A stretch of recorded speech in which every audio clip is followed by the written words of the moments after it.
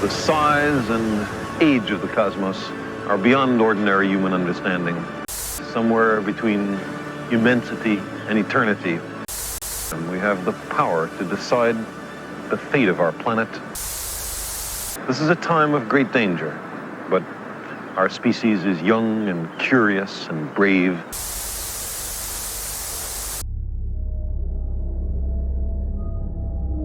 Life is a product of the universe. Or is the universe as we know it a product of life? Do we exist in a single plane, or are we a part of a multidimensional framework in flux? Alan Watts said that we are the aperture through which the universe is exploring itself. But what if the universe knows itself enough to jeopardize its very nature? What happens when that Ouroboros has its fill? Many stories start here, on Earth. They start at home. In the three-body problem, Cixin Liu stretched that story across star systems. In the Dark Forest, he expanded it through the human mind and into the pertinence of non-physical laws on the lives of physical beings. In Death's End, Cixin Liu extends our questions beyond any one spot in the universe, and instead gives us the limit of our existence and what will become of it. What will become of us? This is my review of the third and final installment of the Remembrance of Earth's Past trilogy, Death's End.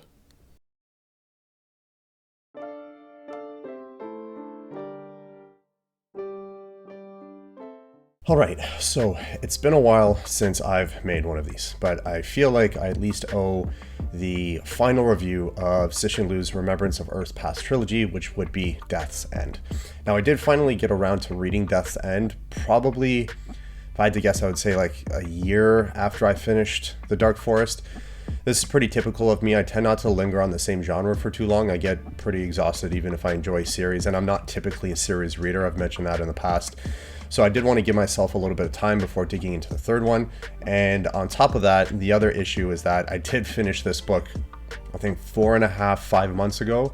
It was right before I had my ACL surgery earlier this year. So it's been a little bit of time since I read it, but a lot of the hard-hitting points still stick with me. So we're going to be discussing a lot of that here, particularly in terms of the theme after. Now, one of the things I wanted to do is between book 1 and book 2, I made this kind of intermediate video taking into account some things you should expect in terms of the differences between the two books. So instead of making a separate video for that, what I'm going to do is I'm going to lay out some of the things in a non-spoiler way that you can kind of expect from the third book. And the reason why I do this is because one of the things that people notice so much is that there's a huge departure between the first book and the second book.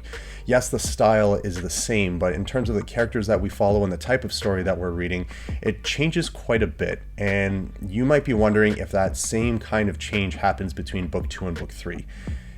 In one way, yes, and another way, no.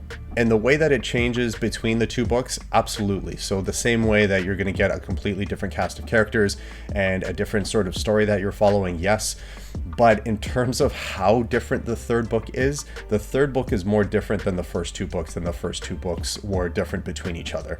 It is I would argue, a drastic departure in terms of the kind of gradual climb in intensity and stakes that we felt between the first two books that just skyrockets through a entire whirlwind of chaos that Cixin Liu kind of throws at us. This comes in a few different ways. It comes in terms of the degree of science fiction, and we'll talk about that in a second. It comes in terms of the stakes that are there for not just the main characters, but humanity in general. One would argue existence in general. And just in terms of the overall format, I find that by far the third book is the most disjointed. And I said fifth accidentally because I think it's broken up into 5 parts.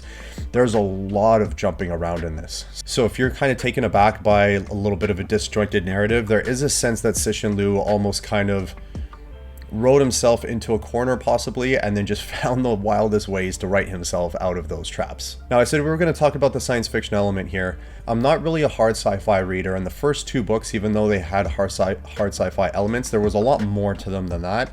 And I would argue that the hardness of the sci-fi element in the second one was kind of counteracted by the entire Wallfacer project, which wasn't so much a hard sci-fi aspect as it was almost this strange game theoretical thing. And I really enjoyed how much of a different take this was on certain conditions of the universe and questions that we ask ourselves relative to whether we're alone in the universe or not. However, the third book takes a strong, hard sci-fi turn. So if you're somebody who's been reading this series and you've been kind of wondering, you know, is this going to fulfill my taste when it comes to hard science fiction, or you've been waiting for that to come in, the third book is when you're going to get it. If you're like me and you're not a hard sci-fi reader, I don't think the hard sci-fi elements of the third book are going to detract from your enjoyment of the book. It might create a situation where you'll have to go back and reread certain things because the concepts do end up getting pretty wonky in terms of how Cixin Liu tries to solve certain issues. But I think it's worth it because you are flying by the seat of your pants so much during the third book that it's okay. You're willing to put up with some of the technical jargon because you want to see exactly where this goes. Now, there's no other way to really discuss the aspects of this book without diving right into it, so I am going to get into spoilers now. The crux of the novel, though, starts with Cixin, who's our protagonist for this novel, the most frustrating protagonist throughout all three books. Even if you found Luo Ji frustrating in the second book for withdrawing from the Wallfacer project and all that, I promise you that Cixin is worse. And we're going to talk about Cixin and a major issue with her later. She is in charge of a project whereby they want to send a probe to the Trisolarans so they can do some kind of reconnaissance or espionage or something like that. And they decide to send the consciousness of a man named Yan Tianming. And Yan Tianming is a man who had a crush on Cixin. He came across a little bit of money through, I think, a tea corporation with a friend of his, and he decided to use that money to buy Cixin a star. This is just kind of a symbolic gesture in the beginning of the novel that bears some importance for later on. There is a lot of foreshadowing that happens in the early stages of this book. We fast forward into what we call the Deterrence era, and the Deterrence era is now when Luo Ji is the sword holder, which happened at the end of the Dark Forest. And this is something we're going to have to get used to in this book. There is a lot of jumping around. It seems like anytime there is a sticking point in a plot, or Cixin can't figure something out, or there's an inconvenience, all we do is we go into hibernation to a later date so we can kind of solve the problem at a later time, which I find ultra convenient, but whatever. It's kind of one of those necessary evils as a mechanism for the story. During the Deterrence era, there needs to be a change of the sword holder. Luo Ji is stepping down. Now, since the Deterrence happened, there was a sort of peace brokered between the Trisolarans and Earth, because now the Trisolarans can't kind of come and conquer Earth without Earth sending out the gravitational waves that will reveal the locations of both Trisolaris and Earth, which will basically ensure mutually assured destruction. Now, because there's this peace, this is the first time that Cixin Liu kind of makes a little bit of a social commentary here, where society seems to have become a little bit complacent. They don't have the vigilance that they had before, that sort of fight or flight response, knowing that a predator is coming that is vastly superior to them. They have kind of grown comfortable in the way that they live, and because of this, there seems to be a decrease in the sexual dimorphism between sexes in the human race. Cixin Liu almost seems clear in imposing a feminization of people in times of peace. This can be made a commentary on several different things. I'm not going to get into that. We can talk about that briefly after. This bears importance when they decide who to choose as the new sword holder. There are two candidates, I believe among more, but there are two prime candidates that we really consider when it comes to the new position. One is a man named Wade, who is a typical militaristic, hard-nosed, crass sort of individual. This is the kind of guy who takes it on the chin. He seems like he can make the hard decisions and frequently can, and he really seems to embody the masculine trope, the kind of epitome of that, again, hard-nosed approach to problem solving. And opposed to him is Cixin, who is much more compassionate, much more empathetic, a little bit of a softer side of humanity. And this is the same side that is kind of reflective in society, and because society wants to see what they believe themselves to be in themselves, in their leadership, in the person who is at the helm, they decide to vote in Cixin. And this is the first blunder that Cixin makes in the book. One of two, but the primary one that becomes incredibly frustrating. The second that she becomes the sword holder, the Trisolarans immediately attack. And they do this because they know Cixin is not going to be able to press that button and signal the mutually assured destruction between the two civilizations. There's just no way that she can make that hard call. And because the Trisolarans know that, they basically wreak havoc on Earth. This is the point where all that peace kind of dissolves and things go to hell. Trisolarans are now going to enter a period where they're going to subjugate the human species and basically wrangle them all into a reserve in Australia. Now, while this is all happening, the ships that were out in orbit, or in space, I should say, in the second book, I believe they return. One of them is charged with crimes against humanity. The other one takes off. Another ship sets in pursuit. So we have several ships out in the galaxy there, and one of them has the gravitational wave, or the gravitational signal for the deterrence. This is where we get into the kind of the wonky, hard sci-fi aspect for the first time. This is where one of the ships, as they're being escorted by two of the Trisolaran droplets, end up inside a fourth dimensional bubble. And this fourth dimensional bubble is the only thing that allows them to really disarm the Trisolaran droplets, because those things have technology that humans just can't really comprehend. And this is the first window into the premise of the multi-dimensional universe that has been collapsing into lower and lower dimensions. They find a vessel in the fourth dimension, and when they make contact with this vessel continuously makes these oblique references, kind of references themselves as living inside of a grave. They are inside a grave. There is no more fish left in that pond. And it's a little bit of a cryptic message that we can't really decode that becomes a lot clearer later on in the book. This is a point where they hijack the gravity spaceship and they signal the gravitational waves, which cue the coordinates, or reveal the coordinates, I should say, of the two civilizations to whoever may be listening in space. This results in a photoid being sent to Trisolaris to destroy the suns. This is one of my favorite chapters, actually. It's a chapter that kind of diverges from the rest of the book, and it's some weird superior being that is singing and is deciding to send this out. And instead of sending a photoid to Earth, I can't remember why this is the case, but they send a two-dimensional foil. Back on Earth, we have entered the broadcast era. This is one of the 5 eras that occur in this book.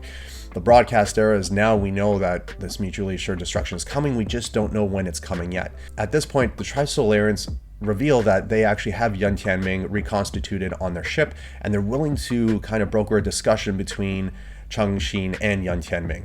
However, Yan Tianming is under strict orders not to reveal any Trisolaran technology, so he speaks to Cixin in a series of mythologies that he has carefully created in order to try to hide some messages within those mythologies. And this is one of the more interesting parts of the novel for me. This causes the rest of the Earth civilization to try their best to decode this so that they could somehow understand how to survive the destruction that is coming to Earth. They come up with several solutions, one of which is to enter the bunker era, where the human civilization hides behind the gas giants.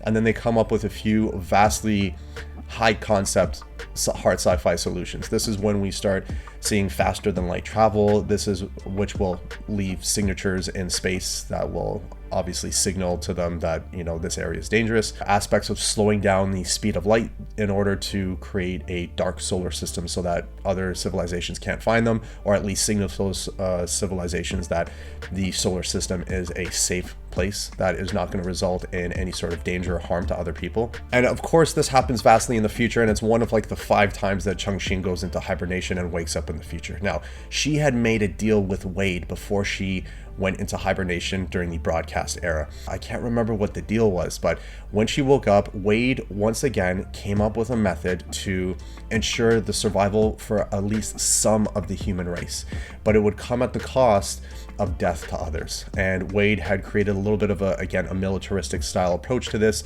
where they would have to hijack some powers that be, and it was just a method of survival that didn't resonate with what Cixin thought embodied the human spirit. It's a supreme sort of narcissism almost, to kind of take her own personal values and impose them on the survival of the entire species.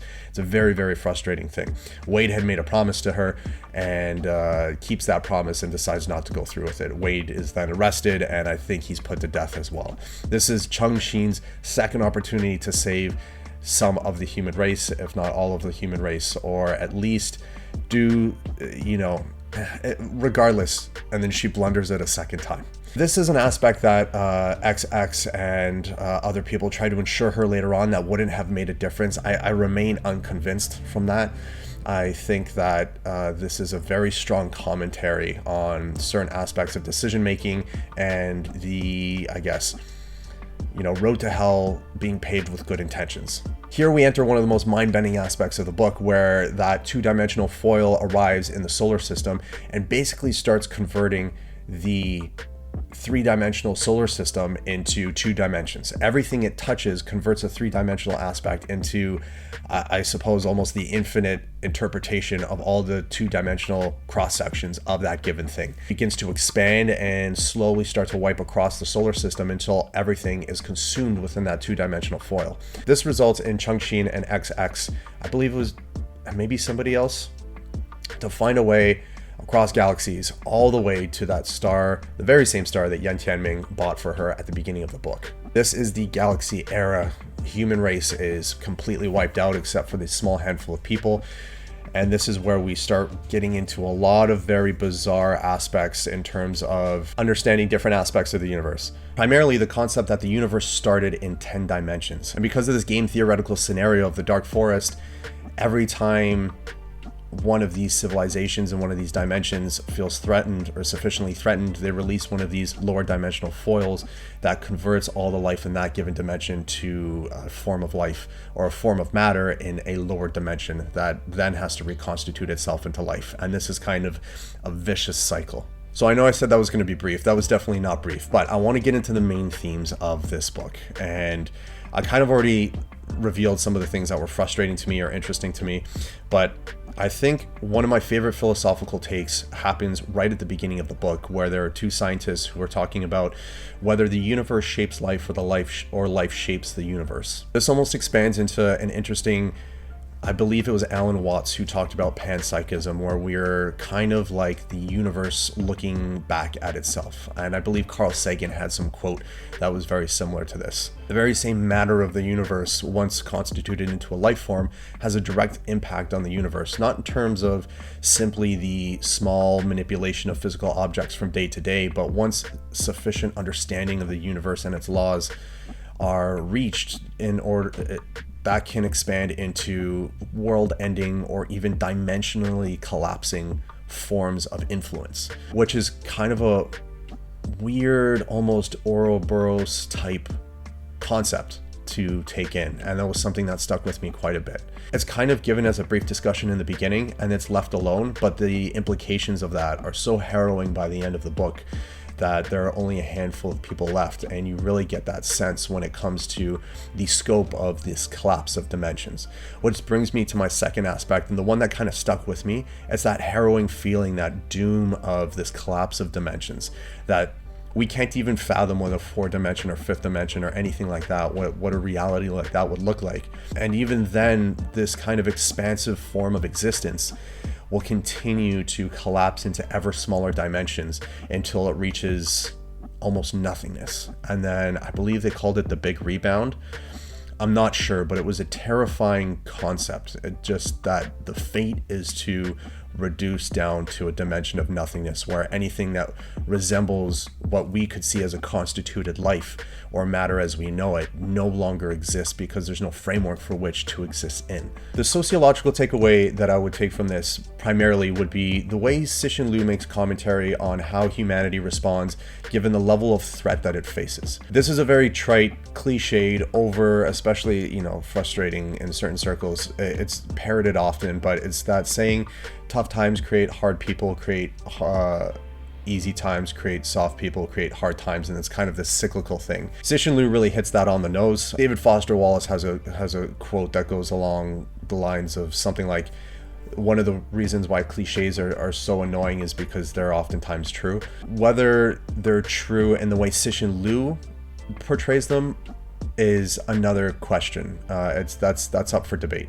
It's very much on the nose when he really talks about the feminization and the decrease in sexual dimorphism between sexes in times of peace. It's also echoed in the very strong opposition between Wade and Cixin. It's almost a condemnation of femininity or compassion or empathy, that Cixin is the one who embodies these aspects and yet continuously makes the blunders or gets put in roles that she does not belong in, that jeopardizes the entire human civilization. In some ways, it seems like the two characters that are diametrically opposed are Cixin and Wade. But my favorite literary comparison here is going to make an argument that that's not the true comparison of the series at all.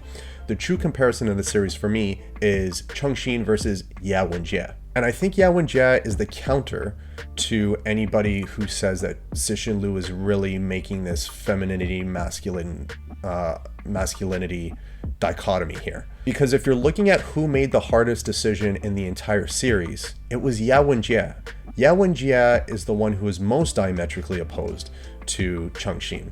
Ye Wenjie saw the condition of the human race, realized we couldn't be stewards of our own planet, and decided to put that in the hands of an entirely new civilization, unknowingly putting them in danger. Or actually, you know what, I wouldn't even say unknowingly. I would say Ye Wenjie was perspicacious enough to understand that that was a possibility, but that was a better possibility than leaving the fate in the hands of mankind, which was sure to destroy its own self. Again, you compare this directly to Cixin, who does the very opposite. She wants what's best for mankind. She has faith and hope in mankind, but because of where she stands there, she is unable to make the same hard decisions. If this entire series was just a comment on masculinity versus femininity, then Ye Wenjie flies as the counter example to all of those critiques for the third book. Now, that doesn't mean that the critiques for the third book in terms of how Cixin Liu handles that is invalid, but I would argue that when I first made this review, because I made it months ago and it just wasn't great, but I had the idea that the actual protagonist for the third book was the antagonist to the series, because the protagonist to the series is Ye Wenjie. She is the one who does want to save mankind. She wants to save the Earth, and she knows that we can't do it without the Trisolarans. Whether or not that would have led to the Trisolarans destroying Earth is up for debate, but whatever that fate was, Ye Wenjie saw that as a better fate than leaving it up to humans, which was a mutually assured destruction regardless. Whereas Cixin cannot make a single decision that makes a hard call or jeopardizes some aspect of what she thinks the human condition is all about, and as a result, ensures the destruction of the entire human race. Whether you think one is more correct than the other is interesting. So I would pose the question, who was right between Ye Wenjie and Cixin? I would ask whether Cixin Liu is correct in terms of his analysis of how society responds to different varying degrees of threat towards its existence. I would consider the role that life has in altering the environment around it, and how that does not just occur at a kind of proximal level with the things around us, but also at a universal level, maybe even at a dimensional level. And then again, considering the vastness of the universe and how that can collapse into lesser dimensions and what implications that has for life. These are the main things that I thought about when I was reading this book. I really did enjoy it. I did check out Redemption of Time afterwards. Didn't enjoy it nearly as much. I didn't actually DNF that book, but let me know what you thought about this book. In terms of doing future reviews, I would like to continue doing reviews again. I don't think I'm going to be able to do reviews more than once per month, realistically, given my schedule, but I did enjoy making this one. I love this series. This is a series that I recommend to a lot of people. I'm going to be really interested to see what it's like once it drops on Netflix. And let me know what you thought about this series, whether you thought book 3 was your favorite or not, and anything that bothered you, because I'd love to hear in the comments. Other than that, guys, I'll see you on the next one. Thanks.